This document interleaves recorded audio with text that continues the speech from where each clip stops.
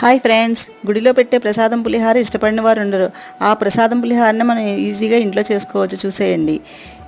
ఇలా పసుపు వేసి ఉడకబెట్టుకున్నటువంటి రైస్ని తీసుకోవాలి.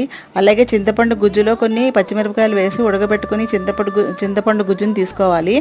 ఇలా తీసుకున్నటువంటి రైస్లో మనం ఈ ఉడకబెట్టినటువంటి చింతపండుని వేసి చింతపండుని కూడా వేసుకొని కొంచెం 2 స్పూన్లు ఉప్పు కూడా వేసుకోవాలి. అలాగే పోపు కోసం కొంత నూనె తీసుకొని శనగపప్పు, మినపప్పు, ఆవాలు, ఎండుమిరపకాయలు, పల్లీలు వేయించాలి. వేగిన తర్వాత పచ్చిమిరపకాయలు, కరివేపాకు వేసుకోవాలి. అలాగే కొంత ఇంగువ కూడా వేసుకోవాలి. ఇంగువ వేస్తేనే టేస్ట్ అండి. అలాగే 3 స్పూన్లు ఆవాలు నానబెట్టుకుని రుబ్బుపెట్టుకున్న పేస్ట్ ఈ పేస్ట్ వేస్తే ఆవ పులిహార అంటారండి. దీన్ని గుళ్ళో ప్రసాదంగా చేస్తారు.